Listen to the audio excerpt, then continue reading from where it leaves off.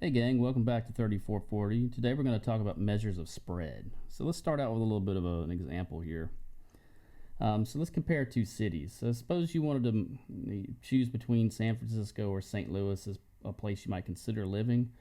And there might be a lot of different factors or things we might consider about living in these two different places if these are our only two choices. But weather is probably one of them.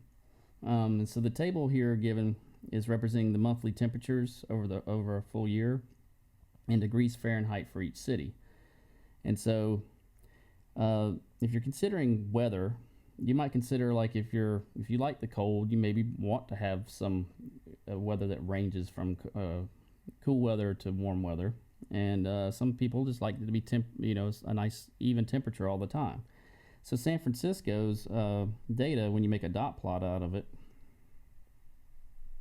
below right here, you notice the data is between 50 degrees. It doesn't get any cooler than that, or during those months, and it doesn't get really any higher than 65, give or take. All right, and that may differ from year to year. This may be older data for all I know. I'd like to think it gets a little hotter than 65 there, but maybe not. And so St. Louis, if we take a look at it, it's more spread out. So why is this important? Well, take a look at the mean temperatures of both cities. If we just calculated the mean and we were trying to use the mean to make this decision, the average temperature for that year in San Francisco is 57.5 degrees Fahrenheit. The average temperature in St. Louis for that same time period was 56.1. There's not a big difference there in the averages over those times. So remember, that average measures the balancing point of the data. Because of the way the numbers are configured in each data set, the means aren't very far apart. So that the mean is not enough. We need some other thing to help us make our decision. And so the spread of the data really makes a difference here. And so that's why it's so important that we pay attention to how data spreads out from the center, and not just about the center value or the balancing point of a data set itself. Because if you're more warm natured, or you like nice temperate to stay kind of consistent, you might want to live in San Francisco, because the spread of that data is not what we call, it's not variable.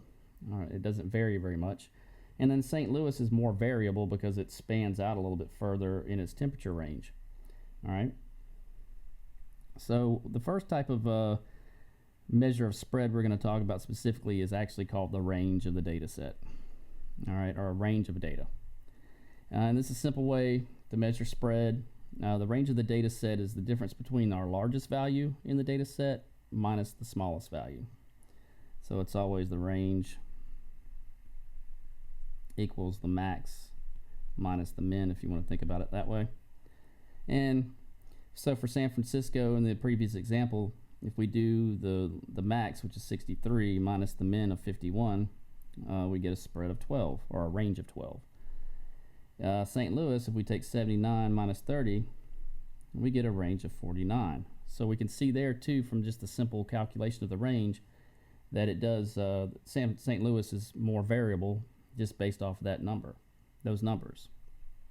And even though this is an easy value to compute, it is not often used in practice because it only involves the max and min of a data set. It doesn't really tell us about how all the other values are spread out apart away from the mean, which is more important to us really. So what we have to rely on in those cases is the variance. And the variance is just a measure of how far each data value is in the data set from the mean. All right, on average. It's kind of like an average of how far each value deviates, if you will, from the mean. Okay.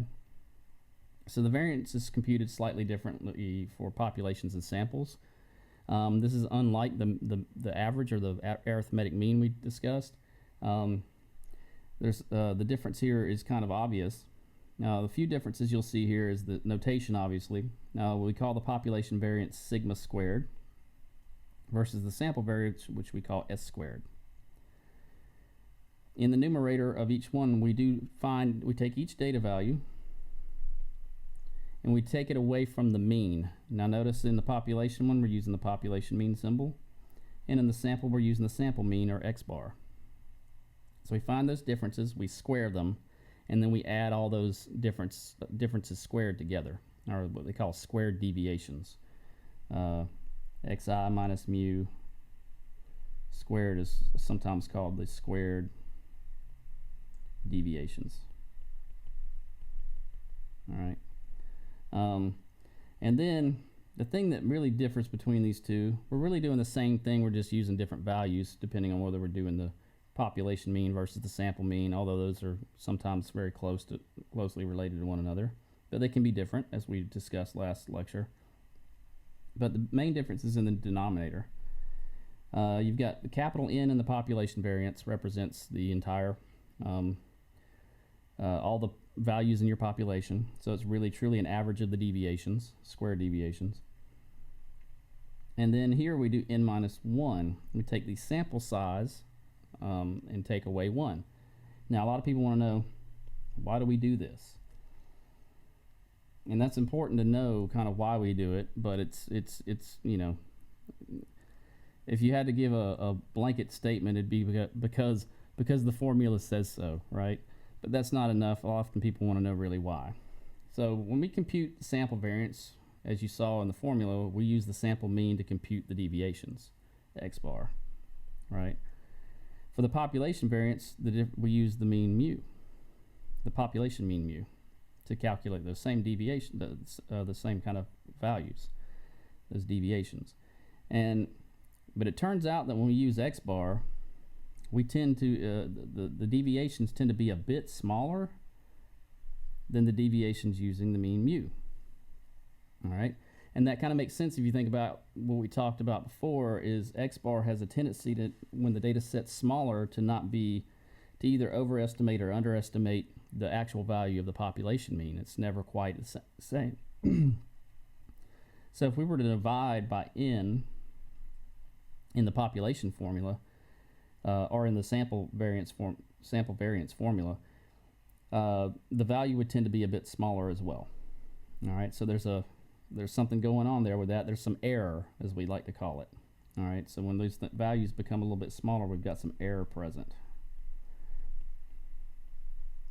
All right, and so that makes sometimes if the deviations are small enough, if your sample mean is different enough, your deviations are small enough, therefore your sample variance can be a lot smaller than your population variance, and we don't want them to be drastically different. We want them to be, they should be different in some form or another, because they're not representing the exact same value.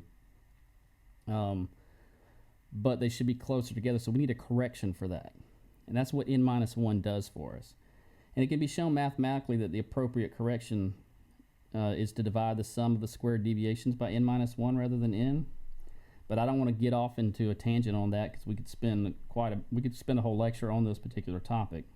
But what I did was I linked down here a really nice description of why we do n minus 1 with some graphs and things like that somebody had done online that I thought was pretty good.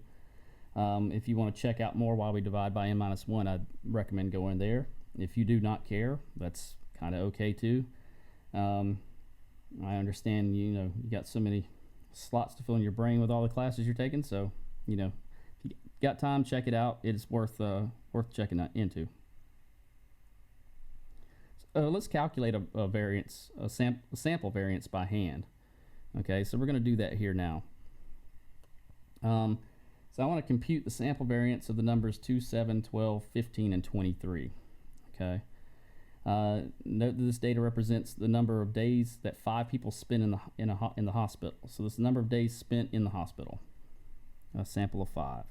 And so our x of i's here are your 2, 7, 12, 15, 23, which I've already nicely put in our table below. We need to calculate the deviations for each one first, and then square those values. So that's taken 2 minus, and now if you haven't, I haven't computed x bar yet, but I'm going to go ahead and cheat here and say x bar is equal to 11.8, and little n right now, since we have 5 samples, or 5 values in our sample, is 5. Okay, so for our deviations, we're going to do 2 minus 11.8, 7 minus 11.8, 12 minus 11.8, 15 minus 11.8, and 23 minus 11.8. Okay. And the values I should get out of each one of those, I should get negative 9.8, negative 4.8, 0.2, 3.2, and 11.2. Now before I move on and square these things, let's talk about why we square the deviations. It's mainly because some of these differences are negative. It's one of the reasons they do this. If you were to sum up this total column here, the numbers in blue, we sum those values there, I bet you anything they sum to 0. That's no good for us because that's implying that there's no spread at all, and we can't have that. Therefore, we need to square these numbers. This is akin to the distance formula you guys probably did in algebra at one point. We need to square these numbers so that they're not negative, and that we get the appropriate. We get a nice value that's not 0. It kind of is more indicative of a distance rather than nothing. Okay, so literally we're just going to take negative 9.8 and we're going to square it, and that should give me 96.04. I'm going to just give you the answers for the rest of these, but if we square negative 4.8, we should get positive 23.04. Squaring 0.2 should give me 0.04. Squaring 3.2 gives me 10.24. And squaring 11.2 should give me 125.44. Now what I do need, according to the formula here, is I need to sum up those values I just came up with in that last column. So I just need to sum of these guys, and that'll be the numerator of my formula over there. Okay. So if I sum those up, you should get 254.8. Okay. And so we've got all the things we need, so we just need to plug them in. So the sum of our stuff is 254.8 divided by n minus 1, which would be 5 minus 1, which is really just 254.8 over 4. And that's going to approximately give me 63.7 days in the hospital, or just days squared. Okay, so there's our variance. That's s squared for our sample variance. Now notice I put my units down as squared. That's important. The variance, because we square the values here, they become squared units, and so the units have to be squared. That doesn't always make sense though with a lot of things. I mean, in science sometimes, yes, we have like miles per second squared or something like that, or you've got squared units in those cases, but that's a little bit different. Here, when we're talking about squared units, it doesn't make sense to talk about squared days. And so we have a fix for that as well. And this is the granddaddy, the one we use most often. The measure of spread we use most often is called the standard deviation. All right. So because the variance is computed using those square deviations, as I said, the units of the variances are squared units. All right, for our data. We don't like that. So like in the previous example, we had days squared.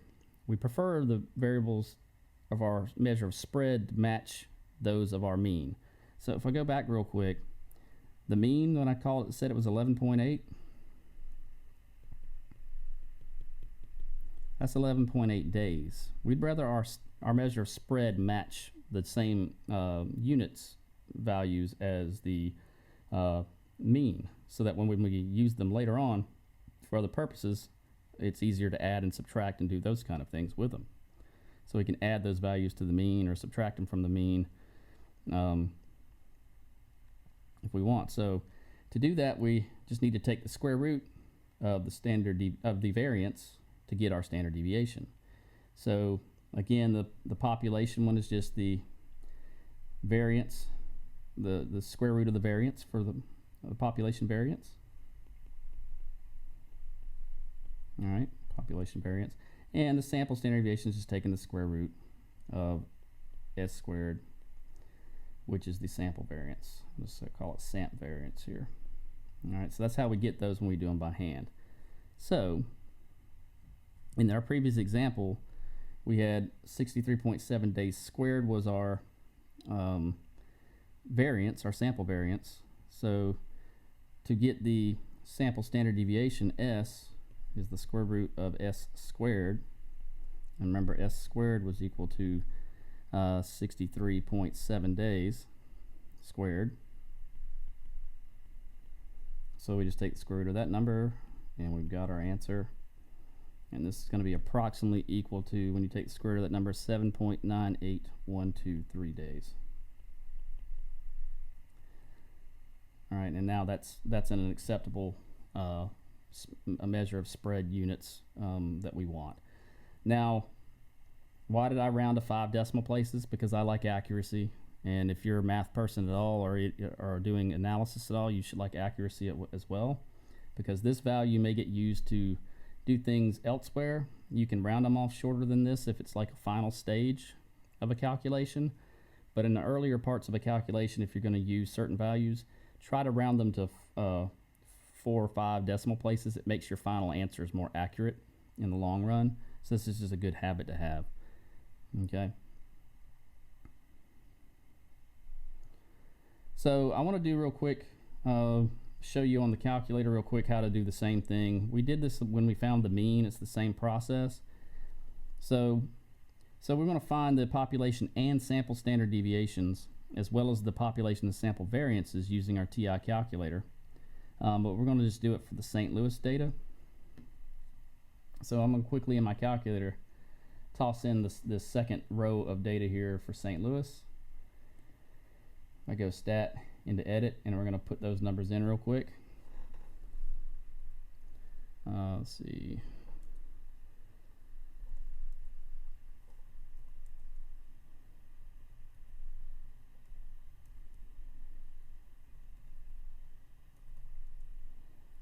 $70, $59, $45, and $35. And because I'm doing this live, I'm going to double check my numbers. 35, 45, 59, 70, 78, 79, 75, 66, 57, 44, 35, and 30. We're good to go. Remember, click the stat button, and we're going to use the 1var stat function. And I'm going to get rid of my L2 there because I don't need the list 2 right now. We're not doing an approximation. We're actually calculating the actual values here, and you'll notice S of x represents the sample standard deviation, and sigma x equals the population. So it gave us both of those values. And so for the population standard deviation, we have 17.08 536573. Let's write down the whole number here for this example. And for the sample standard deviation, we have 17.84508.251. Well, you notice 1var stats doesn't give us the variance. So if you were asked to calculate the variance, you can still use the calculator to do so, but you have to run 1var stats first to get your standard deviations. And we're going to do the opposite of the way we did it by hand. By hand, you have to calculate the variance first, and then take the square root of that to get your standard deviation.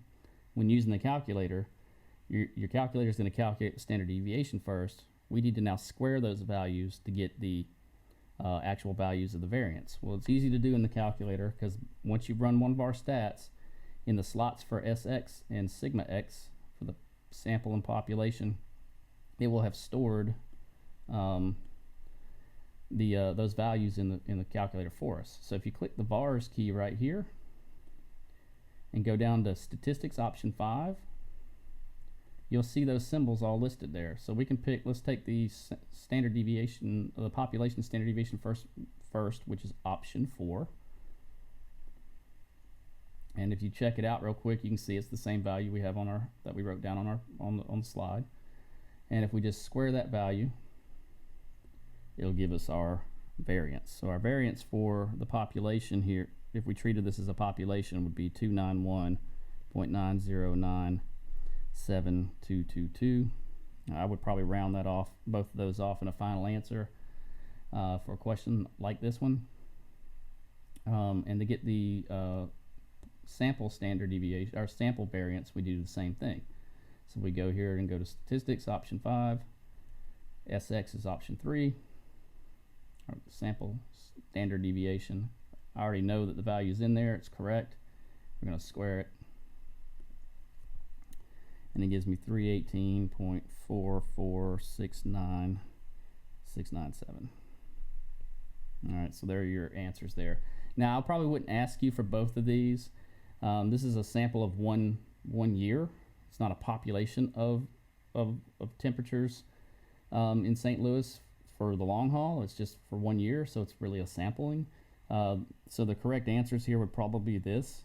So watch out whether I ask you for the sample or population on a question like this, because that's going to be important. So watch out what you're asked for, what the data represents when you are asked to find these things, because they will differ.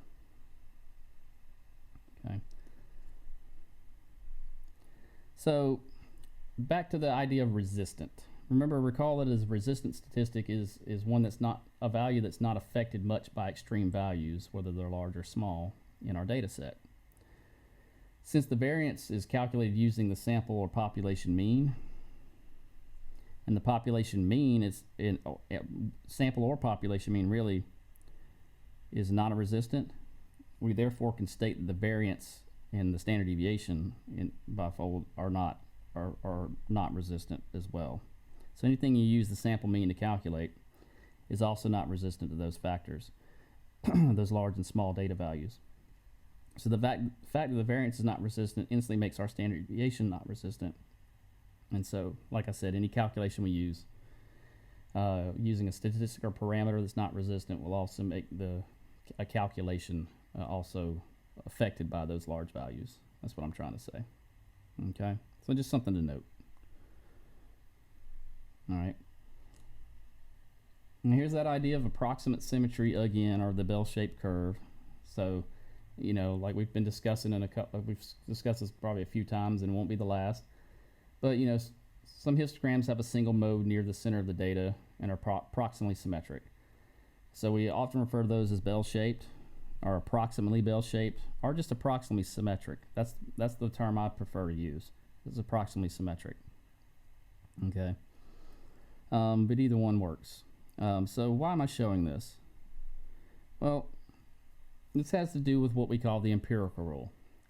When a data set has a somewhat bell-shaped histogram or distribution, like that we saw on the previous slide, it is often possible to use the standard deviation to provide an approximate, and I underline that word approximate, description of the data using a rule known as the empirical rule. The empirical rule basically states the following. It says if your data is really bell-shaped, approximately 68% of the data will be within one standard deviation of the mean. All right.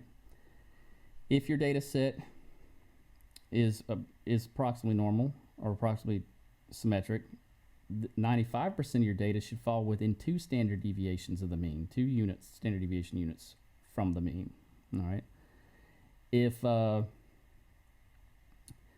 again, the empirical rule then states that if almost all of your data will fall between 3 standard deviations of the mean if your data is normal. I really like to say almost all, because it's rare that all of it fits within 3, but sometimes it does. All right. Some books claim that this all or almost all is about 99.7% of your data falls between, but sometimes all of it does too. So this is kind of a figure that we use in 3600. I know some of you guys have taken 3600 are familiar with that already. All right. So here's the nutshell. Here's the empirical rule in a graph. So you see between the one standard deviation above and below the mean, 68% of your data falls within that range. So whatever those values, we take the mean and add and subtract the values of our standard deviation to it, and that's the standard deviation unit. It gives us values below and above. Okay. If we go out another standard deviation unit below and above, that's the 95%. And we go out here 3 standard deviation units, and it's almost all, or 99.7% of the data should fall between those ranges underneath that curve, or along that number line, really, if you want to think about it that way. Okay. What some people do is they'll break this up to answer questions based off like we might ask you, we're going to do an example of this in a moment. We might ask you, like, between what two values does 68% of the data lie, or what percentage of the data falls between this value and this value, and they'll be, if it's using the empirical rule, it'll fall along this rule here. And so what some people do will take 68% in the middle here between one below and one above and break it into parts. So if that's 68, then this is 34% here and 34% here. So it's just breaking it in half. The 95% range includes those 34s, but there's a little bit left over in the tails, and you can do the math yourself to figure this out. But this little shaded darker blue region here is about 13.5% each. The shaded darker blue shaded region between the second and third standard deviation units right here and here are both about 2.35%. All right, and then the last little lagging pieces here at the end are the totals I've written so far should add up to 99.7, so we got about 0.3% left over. So this is about 0.15% and 0.15%. Okay, so that adds up to 100. So some people like to break it up like this when they're answering certain questions. All right, so let's do an example based off this. So in a large sample of customer accounts, a utility company determined that the average number of days for a bill to be paid was 32 days. So there's our mean, with a standard deviation of 7 days. Assuming that the data is approximately bell-shaped, answer the following questions. So that's important.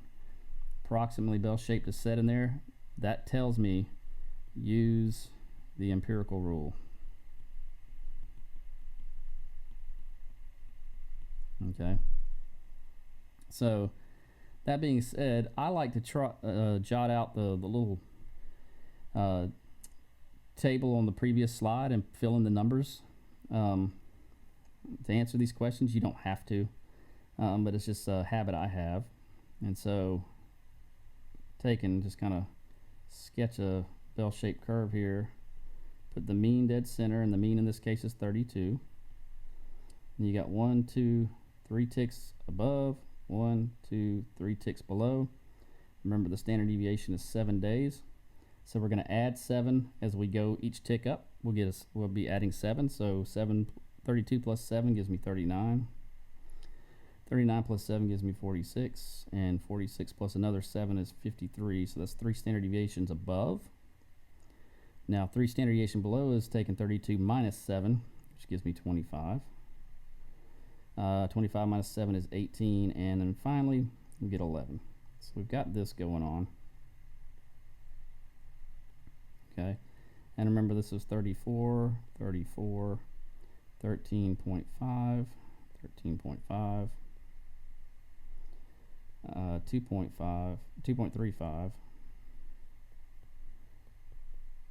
and then the lagging on the end is 0.15.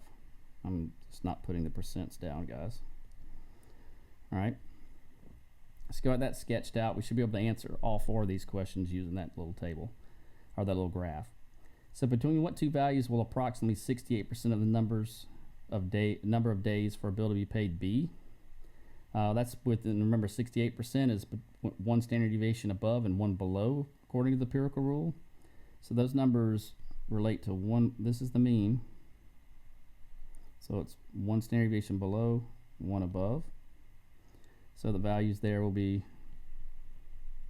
25 to 39. 25 to 39 days. Okay. What percentage of the bills were paid between 18 and 46 days? We'll go to our chart here. 18 is 2 standard deviations below the mean, and 46 is 2 standard deviations above, and according to the empirical rule, that means that's 95% of the data falls between those 2 values. All right. All right, so now it asks, what percentage of the bills were paid between 25 and 46 days? So we're going 1 standard deviation below the mean, and 46 is 2 standard deviations above the mean, so it's an offshoot one. So we can use those percentages I wrote down to figure this out. So that's really just 34 plus 34 plus 13.5%, which should give us 81.5%. Okay, that's the answer number 3. All right, and last but not least, it says what percentage of the bills were paid in 18 days or less. So we're looking here and going down. So it's 2.35 and 0.15 we have to add together. So the answer number 4 is just simply 2.35% plus 0.15 should be equal to 2.5%. So you should be able to figure out any of those from a problem like this using the empirical rule. Okay. Another rule similar to the empirical rule is called Chebyshev's inequality. Some of you who've taken 3600 already have dealt with Chebyshev's, but we deal with it in a slightly different way there than we do in this course. And you'll see it probably in Dr. Trimboli's applied class at some point as well. But when a distribution is bell-shaped, we can use the empirical rule, right? And that was what the empirical rule stated. And so that's to approximate the proportion of data within 1 or 2 or more standard deviations of the mean. The rule called Chebyshev's inequality holds for any data set.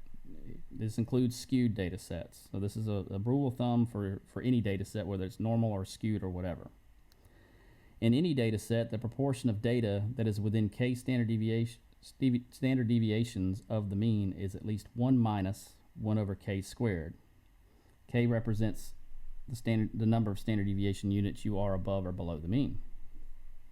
Okay, so this rule states that specifically if we just take and set k equal to 2 standard deviations above or below the mean, or k equals 3 above or below the mean, we obtain the following results.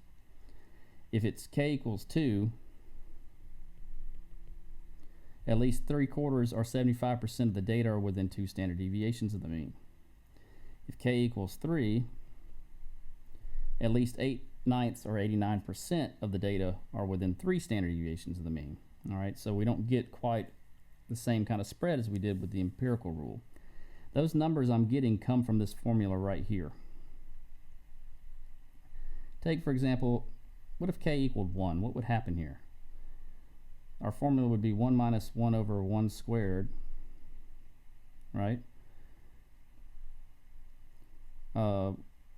Yeah, 1 minus 1 over 1 squared, which is just 1 minus 1, which equals 0. That means there's no data between the first standard deviations, which seems impossible, and it's because it usually is. So we don't use 1 when we do the k in this case. But k equals 2, if we do 1 minus 1 over 2 squared, it's equal to 1 minus 1/4, which does equal 3/4. And if you plug in 3, you'll find that you get 8/9 out of that one. Okay.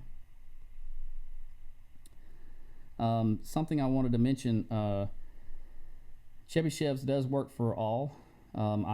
Sometimes there's examples where you can use the empirical rule to determine whether your data set's skewed or not. And so these 3 rules where it says 68, 95 are almost all of your data.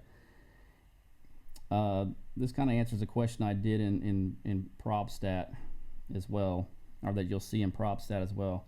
If you're asked to determine how many of your data values actually fit between these ranges from a data set, if more than 68% are fitting it in the first standard deviation, that's too much. Like, you want it to be approximately 68. So it can be a little smaller than 68. It can be slightly bigger than 68, say like 70, and it's probably still somewhat normal. If you've got 77% of your data fitting between the first two first standard deviation above and below the mean, that's too much. And so that's a clear indicator that your data set may be skewed and that the empirical rule may not be the best best thing for you to use. You're probably better off using Chebyshev's if you're going to make some claim about how much fits between the standard deviation units above and below your mean. Okay. So let's do a little example here of Chebyshev's in general. So example 5. As part of a public health study, systolic blood pressure was measured for a large group of people.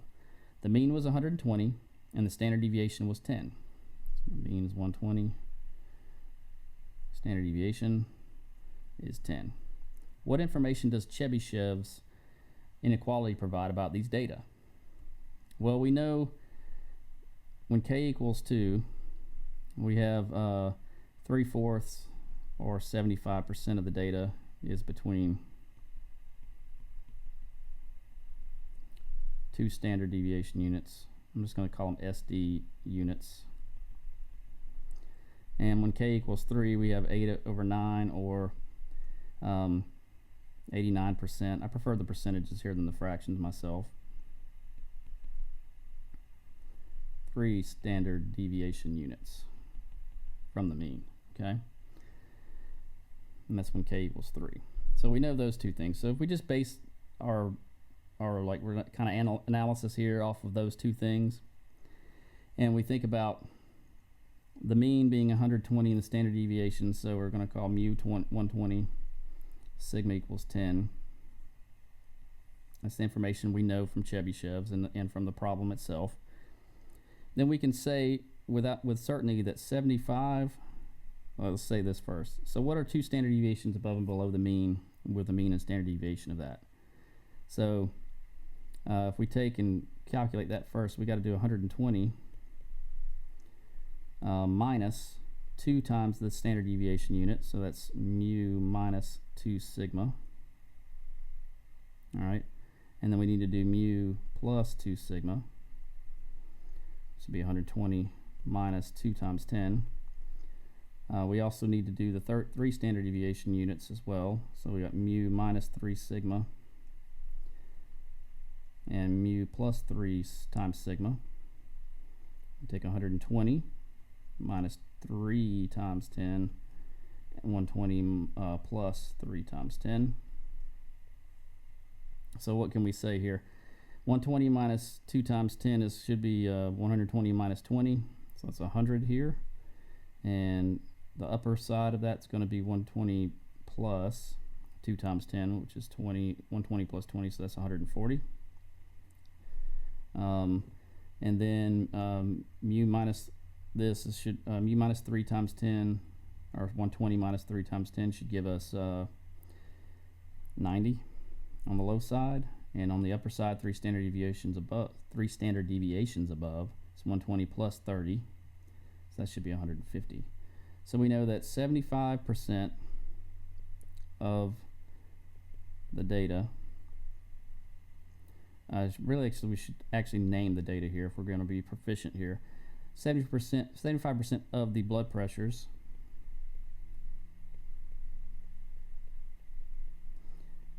are between 100 and 140. And I didn't put the units here, but the units for blood pressure, for systolic blood pressure specifically, is millimeters of mercury, which is mm capital H lower G. Okay. And then we also know that 89% of the data of the blood pressures, that is, or blood pressures in general, are between 90 to 150 millimeters of mercury. And that's pretty much what we can say from the Chebyshev's. Now, does K have to equal 2 and 3 specifically? No, they can be any value we want them to be. So if I give you a different value for K, it's just a matter of you figuring that out. Probably won't do that in this course. That's more for 3600, but just if you know K equals 2, K equals 3, you can make statements like this. Okay. So Chebyshev's inequality versus the empirical rule. I might have already kind of stated this in the lecture so far, but both of these guys provide information about the proportion of data set within a given number of standard deviations of the mean, right? So an advantage of Chebyshev's inequality is that it applies to any data set. All right, whereas the empirical rule only applies to data sets that are approximately bell-shaped. The disadvantage of Chebyshev's inequality is that for most data sets, it provides only a very rough approximation. It's not really that close. We're still better off, we can use that approximation, and it's not used widely anymore, as widely as it used to be, but it does get used from time to time by people out there, and it's a very, like they say, it's a very rough approximation, so you got to take it with a grain of salt. It's not the tried and true values that you actually would assume it would be. It may not be very representative at all of your data set, but it's close usually, so that's why they call it an approximation. The last type of measure of spread is one I have very rarely used, but I wanted to mention it because it gets brought up in several textbooks. It's called the coefficient of variation, or CV for short. All right. It tells how large the standard deviation is relative to the mean of that data set. So it can be used to compare spreads of data sets whose values have different units. So if you want to compare, say, apples to oranges, or something with like height to weight, you can, from the same group of people, you can see which one of those is more variable using this method. All right. So the coefficient of variation is found by dividing the standard deviation, whether you have population or sample standard deviation, by its mean. All right, so that's really all this is. It's a pretty simple calculation. And so we're going to do one real quick and we'll be done for today. So example 6 says, the National Weather Service records show that over a 30-year period, the annual precipitation in Atlanta, Georgia had a mean of 49.8 inches with a standard deviation of 7.6 inches. And the annual temperature had a mean of 62.2 degrees Fahrenheit with a standard deviation of 1.3 degrees Fahrenheit. Compute the coefficient of variation for precipitation and for temperature, which has the greater relative spread relative to its mean. All right, so we need to find the CV. I'm going to do a little subscript here and call it precipitation, so we'll put a P down there for precipitation. And remember, that is sigma over mu, or the standard deviation over the mean. Standard deviation for precipitation was 7.6, and the mean was 49.8 inches. And so the spread here is going to be 0.153 inches. All right, so that's the spread, or the coefficient of variation value. All right. We don't really need units on it because we're doing it relative to its mean, so the units actually cancel here. So I should have written those down at all. The CV, or the coefficient of variation for the temperature, we'll call it CV sub t. Again, it's just its standard deviation divided by its mean. And that's going to be, the standard deviation is 1.3 divided by 62.2. And that gives us a rough approximation of the coefficient of variation of 0.021. So as we can see there, the one with the wider spread is the precipitation. It had a wider spread relative to its mean than the temperature did. So the temperatures didn't vary as much in relative to its mean as the precipitation did relative to its mean. All right, so this was the higher one. All right, so precipitation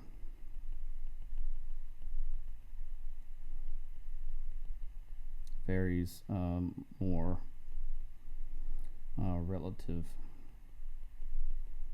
to its mean. All right. So that's it, gang. I hope everybody's doing well, and we'll talk to you in the next one.